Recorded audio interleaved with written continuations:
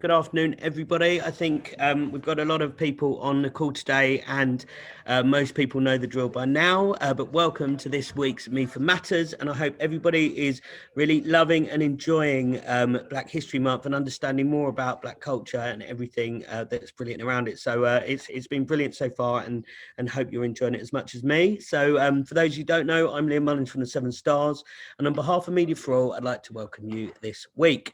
So Media for All was set up in 2018 by a brilliant bloke called Naren Patel. And Naren thought he was in media. He looked around. He didn't see a ton of people that looked like him. And he saw a lot of similar faces. And he thought that there was a mission, a thing that we could do, which was create this thing called Media for All, which had the sole aim of recruiting and retaining people from Black, Asian and other minority ethnic communities to the advertising industry. Now, alongside those two pillars of recruit and retain, we also have this thing about helping people of colour rise. Because what we find is when people join the industry, annoyingly, they don't hang around because they don't necessarily have the same lived experience as everybody else. So one of the things we're really trying to do is help people to rise, help them come into the industry and see more people that look like them in positions of influence. And that's not the case in enough places at the moment, but something we're trying to challenge. Now, talk about challenge. One of the things we realised is that, in order to drive the change and keep momentum, and a lot of people said we're going to get more involved, we're going to do a lot more in immediate aftermath of the terrible killing of George Floyd.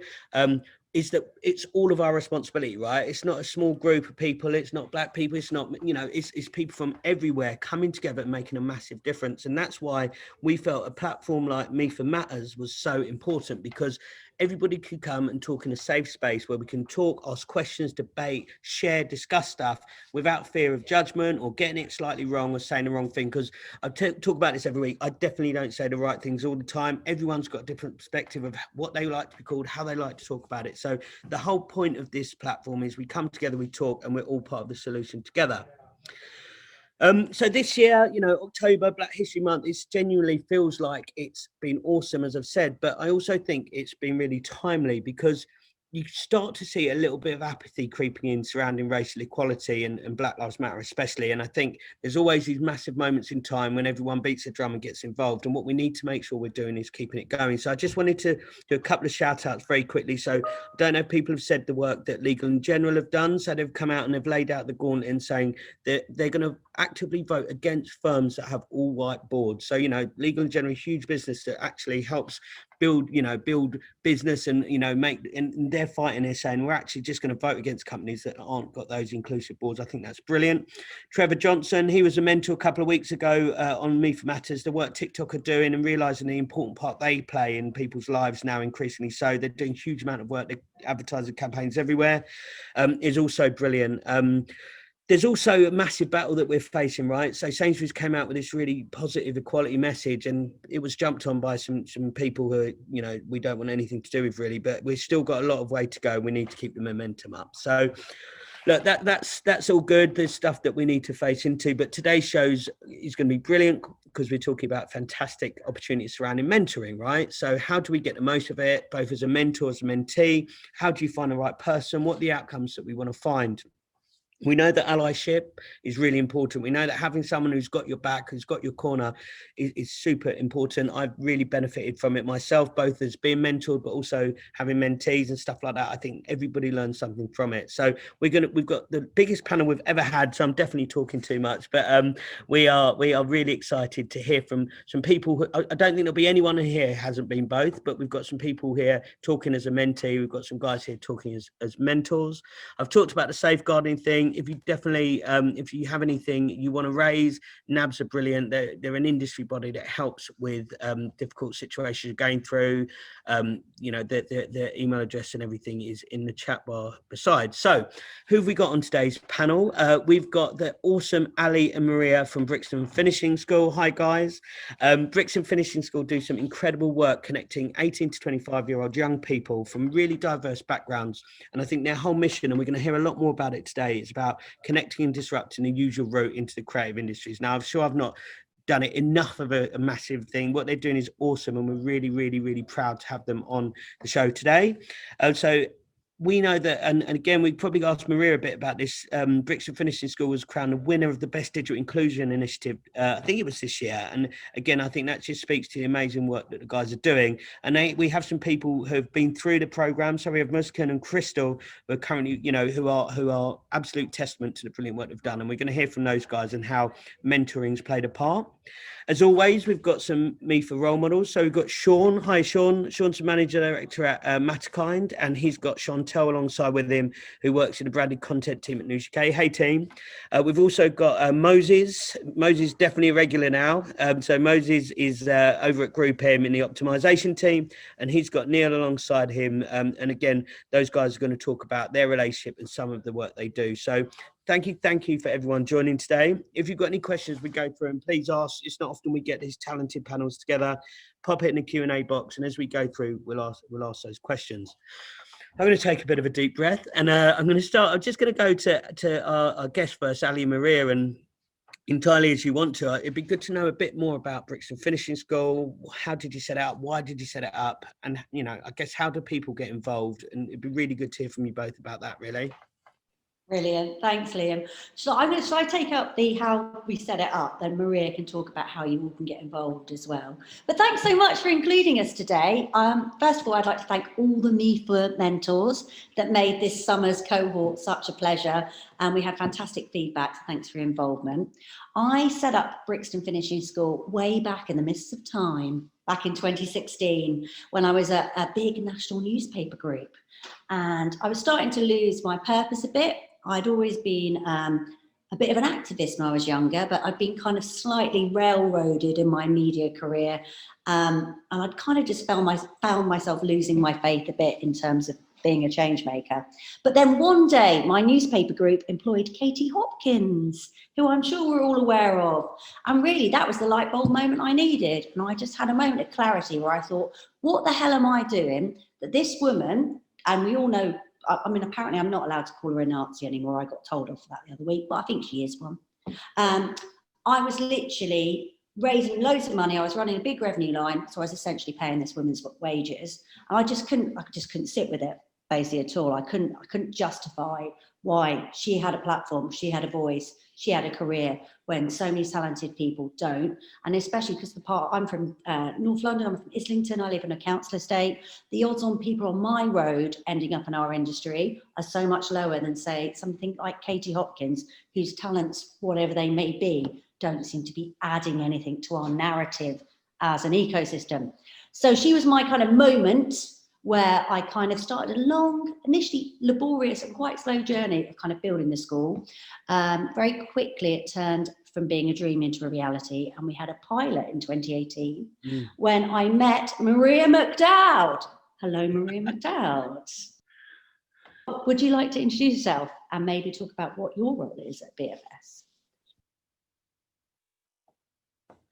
Sorry, You're Maria. on mute. You're still on mute. Cool. Hello. Hello. Hello there. I have. Hi, Maria. I'm Maria. Hello, everyone. I have been working in the industry for about 20 years, and I had a little bit of a crisis because I wasn't sure whether I wanted to continue in advertising or not. I just felt like I wanted to do something more, and I wanted to help and give back. And so I was wondering about how I would do this. So is it about me setting up a charity or joining a charity? And all of them seemed a bit stale, or they were kind of closed ranks, and I just became a little bit disillusioned. And then I looked on LinkedIn one day and I saw Brixton Finishing School, and I'm in Streatham. And so I basically went down and I doorstepped Ali. It was a high point of my day, and it was a very chaotic day as well. And it was just like, actually, if I could set up a charity, because I don't want it to be lip service where, yes, we're just helping brown people, or we're just helping people who, young people. It's like, how can we get these people jobs? It needs to be tangible and not performative. And I was like, this is amazing. So I was invited in, you didn't kick me out, to go in and speak to some of the students. And a lot of initiatives sometimes are focused around creative and strategy, and I'm from a operational project management based background. So, you know, there are so many careers in advertising that, you know, there's something for everybody. And, you know, talking to the students and saying, look, this is what I do. You know, I create lists, I organize people to do work. So just because you're not necessarily the most amazing creative doesn't mean that there's not a career for you. And they were just like, oh, and you're black, and you're a woman. So it was just like, no, this was it. And then from then, I just fell completely in love. And I just think that it is the best thing, and just in terms of giving back, just in terms of seeing and showing people what the opportunities are. And I bloody love it. Fantastic. And Thanks, Maria, would you say in terms of, 100, thanks for sharing that. In terms of where you've got to and the sort of work you do, what experience have you had with kind of mentoring and being mentored, or people you mentor yourself? And how does that play a role in what you guys do down at Brixton Finishing School? So yes, this is the thing. I always wanted a mentor, and I would sometimes take roles that were more junior in order to, if I met somebody that I thought had, you know, great personality in my company, I thought, oh, they'll mentor me. And I was bitterly disappointed, to be honest. I never really found a great mentor. I had people who I admired and they mentored me secretly. They never knew that they mentored me, but I never really found a mentor.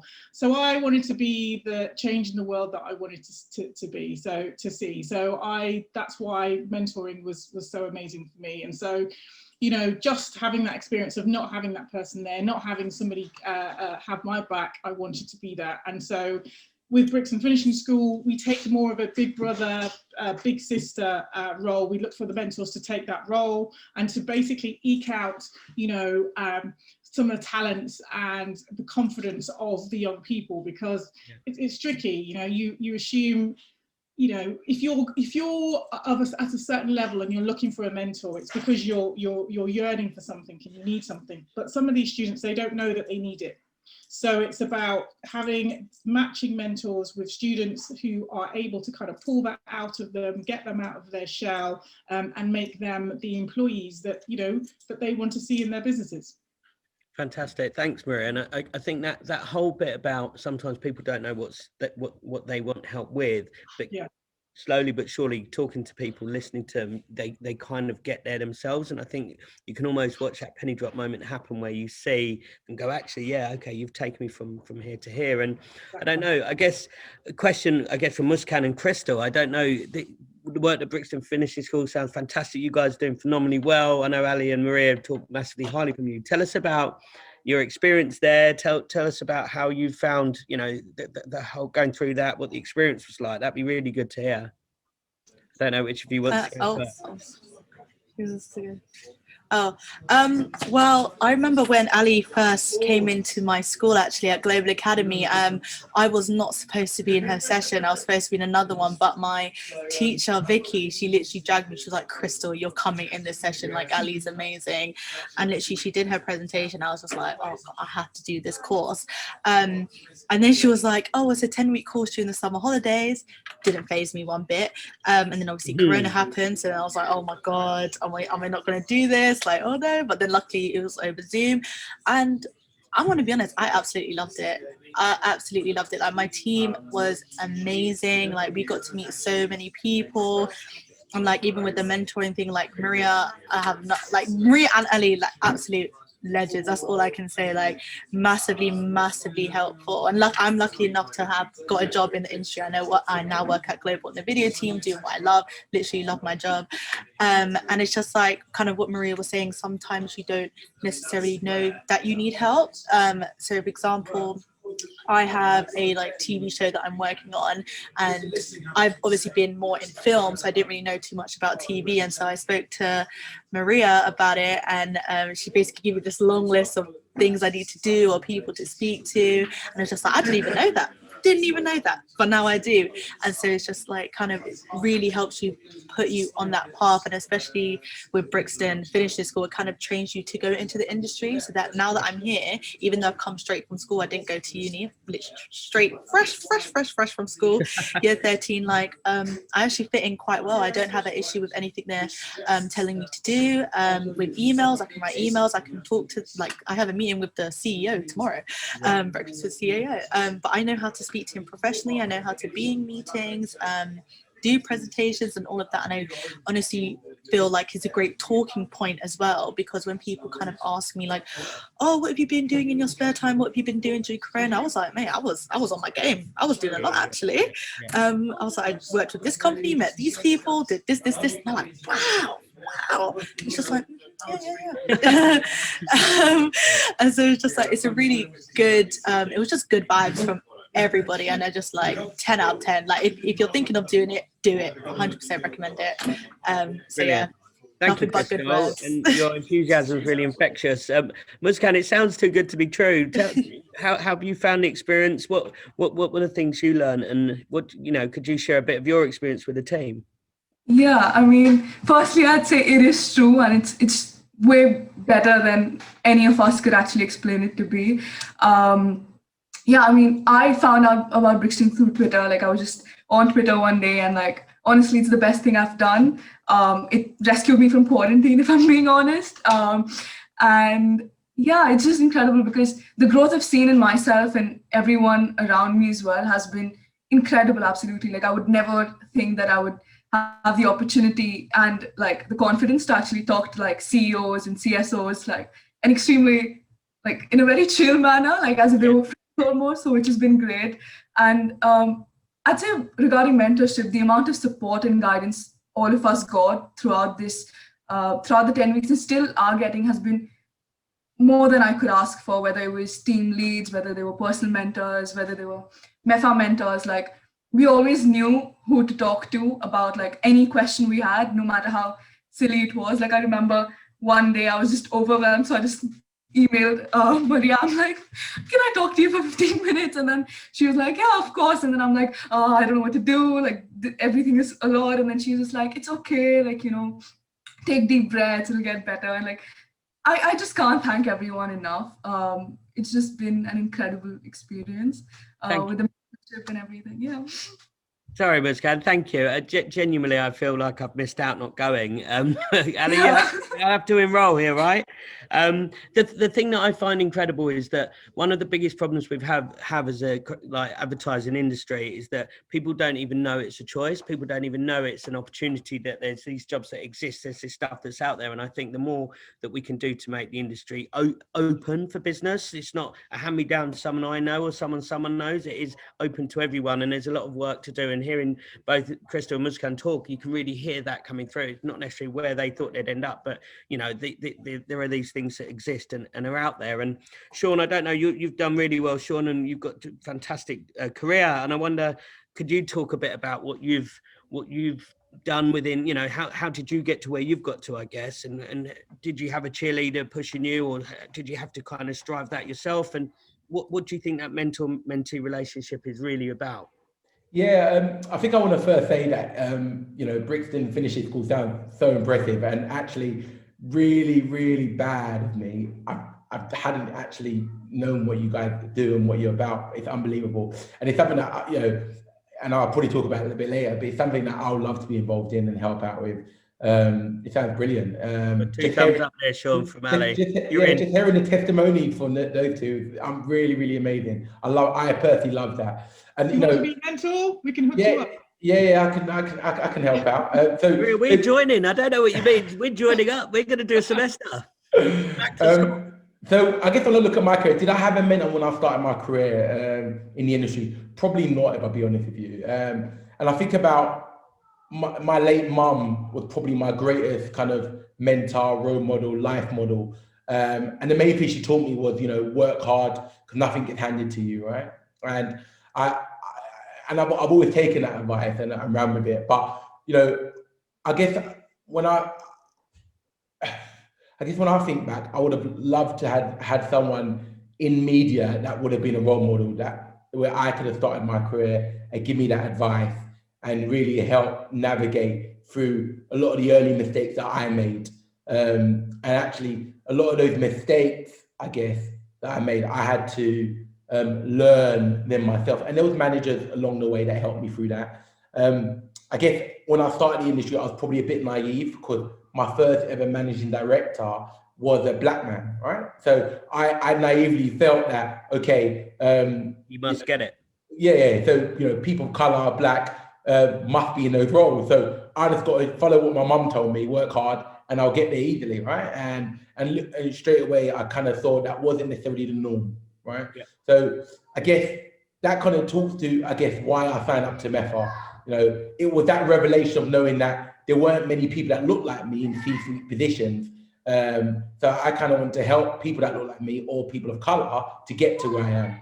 Apologies if you hear my kids shouting in the background. No, that's great. We always have kids. We have special guest kids every week. Nursery. So where was I? So I guess when I think about, everyone likes to have a moan, right? Everyone likes to have a moan about, what's the problem? But I guess action needs to be taken. And I guess one of those actions was me joining MEFA as a mentee. And I love being a mentor. It's so rewarding. And I've been a mentor in the past. I'm a mentor to Chantelle, who you're going to hear from a second. Chantelle's my mentee. And, when I think about what we've done so far, when she's taken me through her scenarios in terms of what she needs help on, it's probably then and that realization that I kind of know how much this is needed.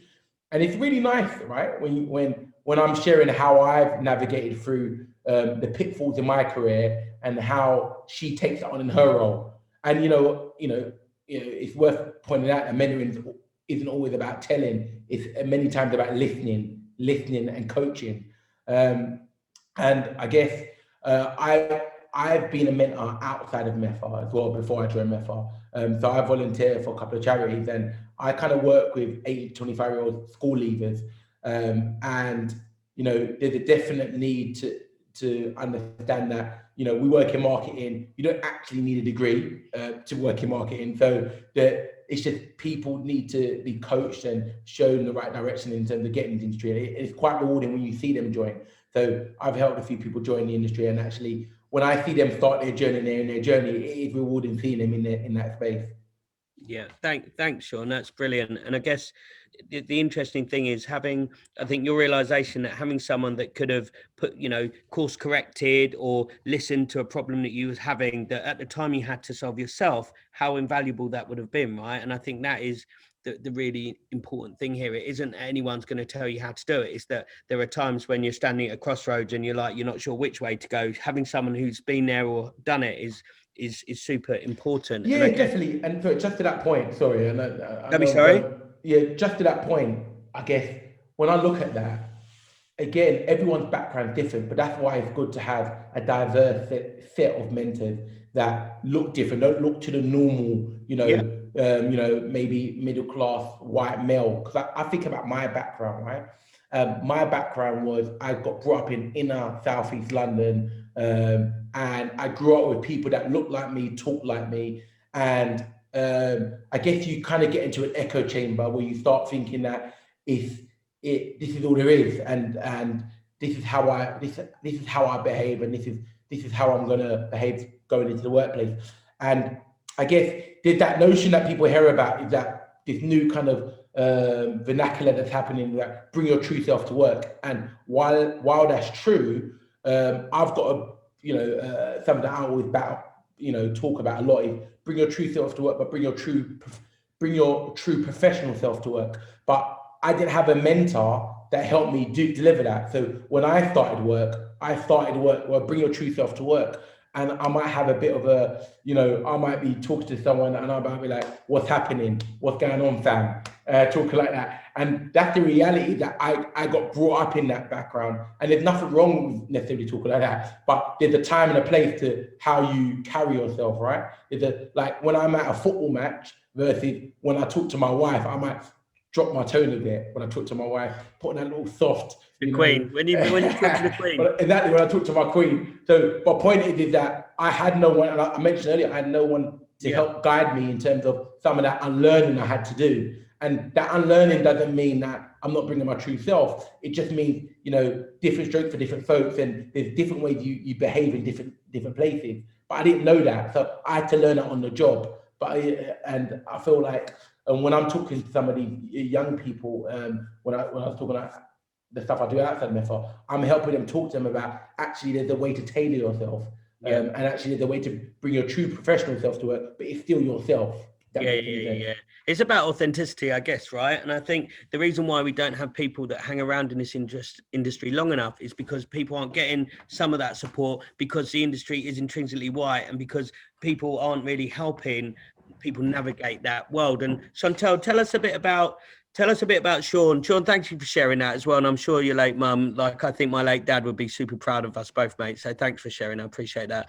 Chantelle, tell us a little bit about your experience. Tell us, you know, how it works. What does a normal session? How often do you meet? What do you chat about? So we meet monthly. So before we started meeting, we had an intro session where we did like a SWOT analysis. We went through all our goals, and now we have a monthly meeting with an agenda. So Seun sends over a super detailed, like structured agenda. I come along rambling, and somehow it ends up with like excellent outcome. But I just think it's been a perfect mix because Sean's super professional. He's really direct, and he's really provided me the motivation I needed, because I felt like I'd hit the glass ceiling. So I'm about 8 years into my career. I was looking around and I was really questioning, okay, can I progress any further? And I think having like a real life example of excellence that, you know what, I can get further, has just given me the direction I needed. So outside MEFA, I'm doing courses in my free time. I'm working with a coach at News UK as well. So within my sessions with Seun, I go through those things with him. So I just think mentoring has such a positive impact on so many levels. Like last week when I was speaking to my dad, he was like, your mentors had a really good impact on your mindset. So I just think beyond professionally, just your day-to-day life and your mindset, and even breaking stereotypes, like, you know, fair enough, there is a bit of a glass ceiling, but yeah, it can be broken. Things like mentoring is key to keeping great talent in the industry. And I guess it's really the difference between coasting and thriving. You can get to a point where you coast or you feel like you're plateauing, and something like mentoring does give you that little kickstart you need to think, okay, where am I headed in the next 5 years? What can I do to get better?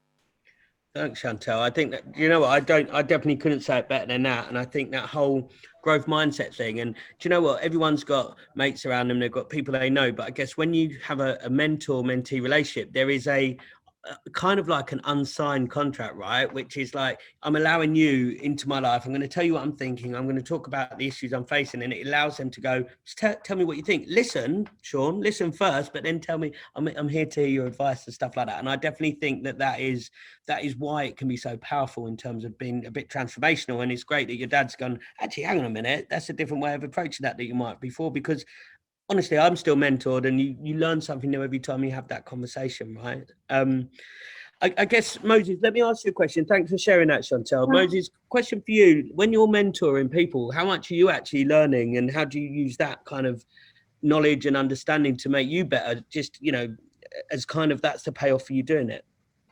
I think you learn a lot of things, right? I think, firstly, we only ever have our own experiences firsthand. And so when you're hearing a second opinion of things that you may never have experienced or things that you've never considered, but also certain things that align directly with what you're saying, it's quite enriching for you as well. So I think that's the key thing about mentoring. It starts off as a sort of one way, kind of the more experienced person is feeding information. As time goes on, it kind of balances out into more co-mentoring where you're both sharing experiences and kind of knowledge between the two of you. Thanks, Moses. And we've got a question in that's kind of relating to that from Annika. Hi, Annika. Thanks for asking. They've got a bit of a view about how do we, if they want to start a mentoring program within a company, how do you go about doing that? So what's the best way to get started, and how do you kind of take that away from actually you've got your manager, you've got the employee, but mentoring something completely different and outside of that? I wonder if you've got a thought about how Annika might go ahead and answer that brief almost. Yeah, absolutely. I think it's one area that GroupM have kind of tried to tackle it as well. So it's quite a poignant point. In terms of mentoring, I think there's various different ways you can do it. I think initially there needs to be some sort of mandated initiative within the company to be able to say there's going to be a commitment towards actually doing mentoring. That's a really important part of development in terms of new staff and maybe junior members of staff.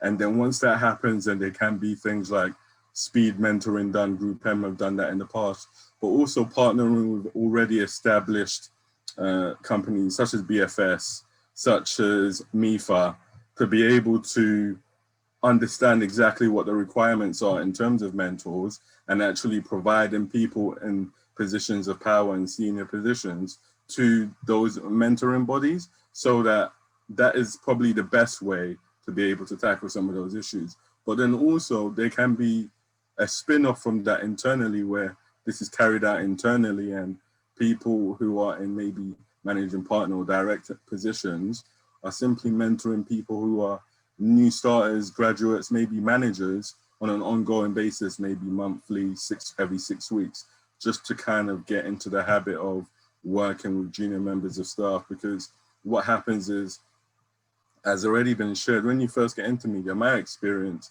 I didn't actually have a mentor and there was no real focus for it. I learned a lot of my own things from my own experiences, but also shared experiences from close corporate friends.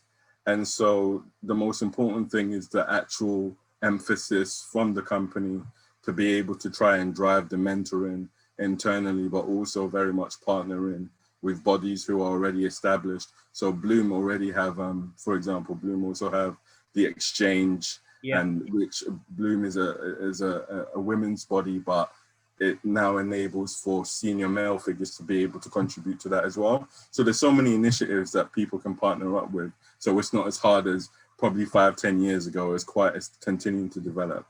Thanks, Moses. And I know that Annika, Moses, I'm sure, will give you some of the work that GroupM have been doing in that space. And I think at the 7 Stars, we're 250 people now. And one of the things we find, we've always got more people wanting to be mentored than people who want to mentor. So sometimes a bit of a stick to push people along and encourage them to understand what they get out of it, as well as what the benefit for the mentees, I think, is also super important. Thanks, Moses. Sorry, I'm just going to jump in on that. Maria, go on.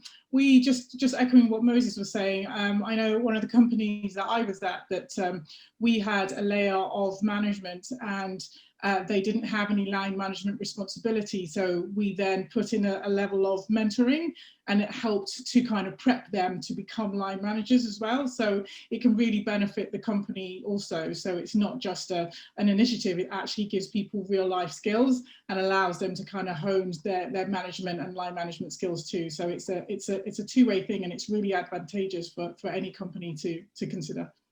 Brilliant. Thank you, Maria. I guess definitely last but not least, Niel, it'd be great to hear from you. You know, if you had to give 1 or 2 top tips, you know, what would it be to be, you know, to have the best mentor-mentee relationship? What is it about that makes it super powerful and makes it fly? What would they be? I'd say first and probably most important would be just be honest with them and honest with yourself as well, because you can't, end of the day, your mentor is there to help you and could learn, as Moses said, like it becomes an experience where you're sharing experiences rather than someone's just feeding you knowledge. So the more open each side is and you relate more to your experience, the more you can develop as a person. And just being open to criticism, even though you may not be in the wrong, like say a situation where I'd be talking to Moses about something I'm really confused with because I'm very early in my career. being as open as I can, and just keeping in mind that I might have done something wrong, or it might be the organization that I'm with that has done something wrong. You need to be open to that and honest with yourself.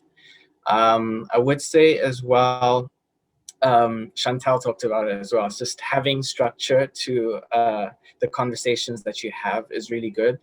Not really, I say, robotic at the end of the day, like let's talk about this, but like it's having like a list of questions or some pre-prepared that you're willing to, that you want to talk about, and something that's been on your mind that you need to get out and you need to flesh it out.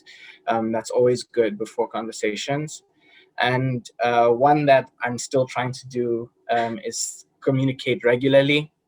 I find this like a challenge because of my workload at times can be quite a lot, that I forget, like, oh, Moses could have helped me with this question that I had. So staying in communication regularly is really good. And I don't think it's really, I don't take the opportunity to vent very often, but like you could make it a constructive vent, if that makes sense. Yeah, it does. Yeah. And I'd say if you just try and make the most of each conversation like that, it really, really helps. Thank you, Niel. I think that's really helpful. We have this phrase around here, which is we say, you know, people can be honest and say how they're feeling, but we don't really like pity parties. We don't like people to turn up and go, this is that, and oh, look how bad it is. And before you know it, everyone's, you know, it's all about how do you flip that and make it positive, honest conversation. And sometimes that's difficult and sometimes that's not easy to hear. But if it's honest and authentic, then I think you've got to embrace it. Thank you for sharing that. And thank you, Moses, too. I guess I just wanted to ask Ali. Ali, you're doing a bit around kind of reverse mentoring. Can you explain a bit about what reverse mentoring is and why it's, you know, why you think that's a big part of what you're going to do? We were set a specific task by a C-suite that, amazingly, everybody, lacks diversity. No way, I don't believe it. No shit, Sherlock. Sorry about swearing. But so it was like, how do you get people who were a little bit too raised above to understand other people's lived experiences, to get to grips with the reality of people's lives, especially young people's lives from different backgrounds. I mean, Brixton, we specialise in people from multicultural backgrounds, but also white working class and neurodiverse backgrounds as well. So we set up a project, which we're trialling at the moment, where we did a principles and permissions with the younger mentors, because they're both mentors. Muskaan, are you one of them? I believe you are, aren't you? Where we kind of agreed the guardrails on the project, and then we match people in a kind of matching process. And every month they meet for 2 hours. 1 hour is the younger person mentoring, and the other one is the older person mentoring. But the idea being that will hopefully give people a window into being more empathetic and understanding of the challenges people face at the moment. Right, thanks, Ali. And I guess as we just come to the end, I didn't know whether Ali and Maria, you wanted to do a bit of a shout out for your academy? Yes, please. So not this Wednesday, next Wednesday, we would like you to, so I don't know what that date, 14th, 21st of October, 8:30 a.m. Get your cup of coffee and your bagel ready, because it is the unveiling of the Academy. What is the Academy? I hear you cry if you weren't on mute. The Academy is the new free nationwide gateway to our industry that's going to revolutionise the blend of our talent pipeline. It is at scale. It's going to introduce important Northern voices to the conversation. And we're doing a beta test for Christmas. It's an 8-week online spin-off from Brixton Finishing School. That by scale, I mean, we're talking about 1,000 people per cohort next year. And if you think about the funnel going into our industry with Brixton nearest employment, this is that big top of the funnel. So people who don't even know what we're doing yet, we're targeting, don't even know what advertising is, working Mother London, tiny little ad agency, you may have heard of them, are doing an outreach campaign for us, which is all about trying to get people, especially in the kind of northern areas, from multicultural, white working class backgrounds, into the industry. So we will send an invite out. Love it. We will. Thanks, Ali. We'll send that out to everybody and to do with MEFA. I guess we're pretty much out of time today, as we always are. I just wanted to say thank you so much for all the panelists. Anybody listening, we have over 70 mentors on our MEFA website, which honestly, the biggest hurdle is just contacting them. Go onto the website, find someone who thinks, you know, they'll be in an industry close to you or a business that you could learn from. And that's what we're here to do. We're here to help, we're here to support. And honestly, I was chatting to one of my mentees for nearly an hour on Saturday night, and I'd never ever don't learn something from that person in that moment, and it is so beneficial to me in more ways than just I get something, a warm glow out of it. Actually, I'm learning as well. So I think don't feel like you can't contact any of us. There's 70 people on there. There's someone who either will be able to help you or will give you some advice. So reach out and do it. Thanks again to everybody today. I think everyone knows by now we're fortnightly, so we will see you not next week, the week after. I hope everyone has a lovely rest of the week. Thanks again, guys. See you later.